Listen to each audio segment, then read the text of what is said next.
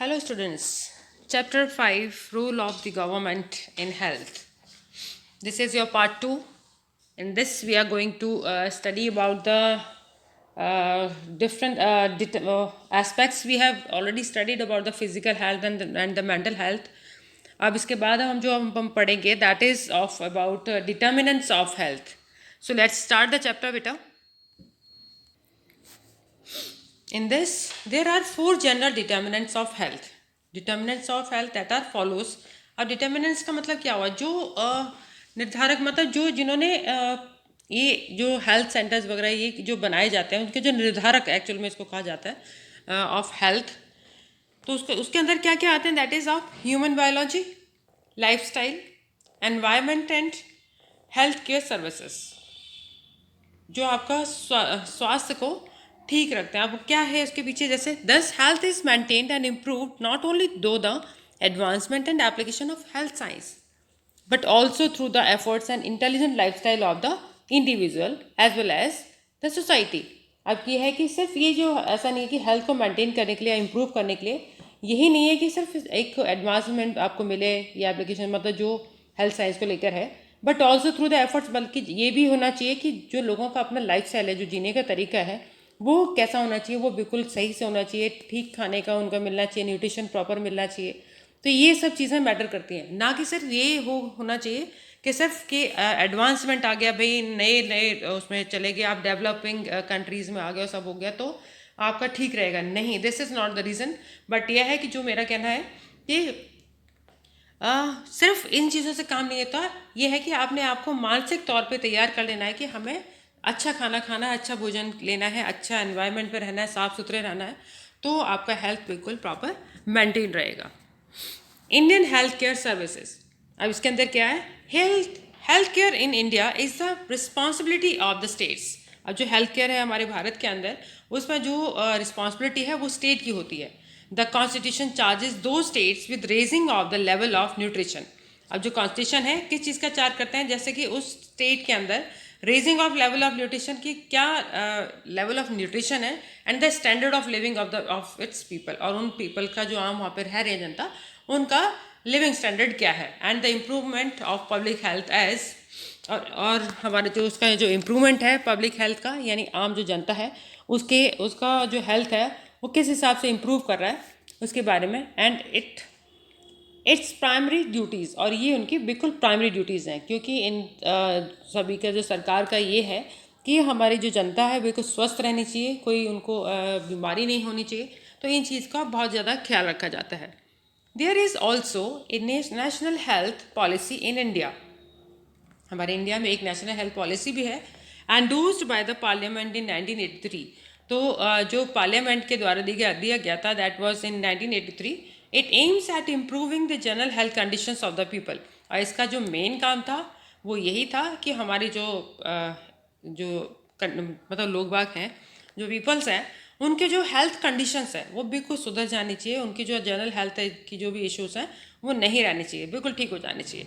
My means of providing health care centres. अब जो किस तरह से उन्होंने किया कि उन्होंने कुछ हेल्थ केयर सेंटर्स वगैरह प्रोवाइड कराए, डाइटरी सजेशंस दिए etcetera. Following points show how the medical facilities services are increasing in India. अब आपको अगर नीचे हम कुछ पॉइंट्स आपको बताएंगे, इसके बाद जो आप देखेंगे उसमें आप देखेंगे कि उसके द्वारा आपको समझाया जा रहा है कि किस तरह से जो मेडिकल फैसिलिटीज़ हैं या जो सर्विसेज वगैरह जो इंक्रीज़ हुई हैं इंडिया के अंदर, उससे किस तरह से मतलब उनको भारतवासियों की मतलब जो आम जनता है उनको फ़ायदा हुआ. So let's move to the points. First number, the total number of hospitals has increased from 11,174 in 1991 to 18,218 in 2001, यानी 201 तक.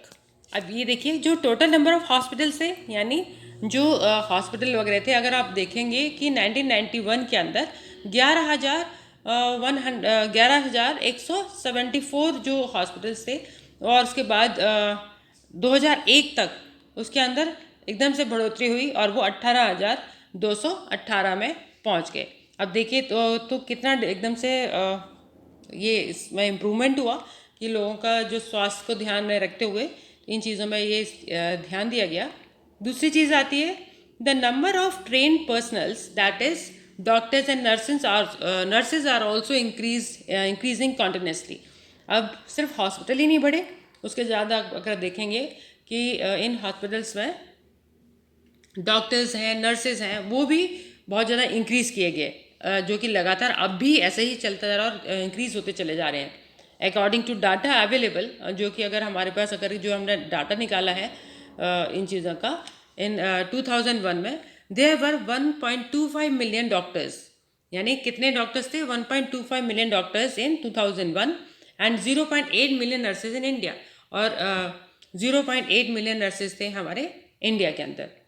According to an estimate, more than 15,000 new graduates and postgraduate doctors are trained every year.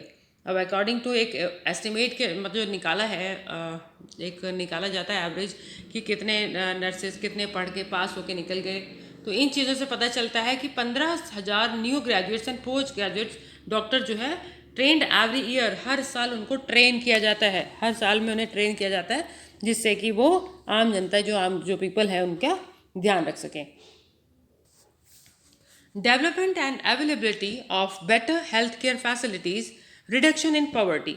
अब क्या है development in availability of better health care facilities में क्या है कि जो अगर हमारे हेल्थ केयर के लिए जो फैसिलिटीज़ वगैरह प्रोवाइड कराए जा रहे हैं, तो अगर उनको सही मिलेगी तो उससे क्या होगा? पॉवर्टी रिड्यूस होगा। पॉवर्टी कैसे रिड्यूस होगा भाई? जो उनको खाने पीने में लगना चाहिए, सब कुछ मिलना चाहिए, तो वो उन्हें वहाँ पे ना मिल के उन्हें दवाई में और सब में उनको देना पड़ता है, जिससे कि उनके पास इतना पैसा ही नहीं बचता जिससे उनकी पॉवर्टी दूर हो सके। Availability of food and increase in literacy etcetera. अब उनको एक तो खाना प्रॉपर इनको सभी को मिलना चाहिए, और लिटरेसी जो है यानी कि सभी लोग पढ़े लिखे हो जाएं। Have all reduces the early death of people. इन सब चीज़ों से क्या होगा? जो आम जो लोग हैं कई बार बहुत जल्दी जिनकी डेथ हो जाती है, जिनका टाइम नहीं होता, but they can not survive just because of hunger, भूख के मारे या बीमारी की वजह से वो लोग मर जाते हैं, तो वो सब चीज़ें ख़त्म हो जाएंगी। While the birth rate is increasing, death rate is decreasing. जबकि अब देखा जाए कि बर्थ रेट जो है इंक्रीज़ कर रहा है और डेथ रेट अब धीरे धीरे डिक्रीज़ करने लगा। As the result the Indian population is growing very fast. और इसके हिसाब से देखा जाए तो हमारी जो इंडियन पॉपुलेशन है बहुत तेज़ी से बढ़ रही है। The medical treatment has further provided a good chance of leading a better life. अब यह है कि मेडिकल ट्रीटमेंट के द्वारा अब लोगों को यह है कि ये और अच्छा मिल गया कि उनको उनकी जो लाइफ है वो और अच्छी हो जाए टू द कॉमन पीपल, मतलब आम इंसान से लेके हर किसी के अप्रोच में ये इस तरह की चीज़ें हैं। Due to the rising level of health facilities in India, a number of medical tourist are coming to India for different treatments. अब क्योंकि हमारे इधर हेल्थ फैसिलिटीज़ हमारे इंडिया के अंदर इतनी राइज हो गई हैं इंडिया में, जिसके वजह से कि ये नंबर ऑफ मेडिकल टूरिस्ट यानी कि बहुत सारे जो मेडिकल टूरिस्ट हैं वो भी हमारे इंडिया आने लगे फॉर डिफरेंट ट्रीटमेंट्स, जिससे कि वो लोग अलग अलग ट्रीटमेंट ले सकें।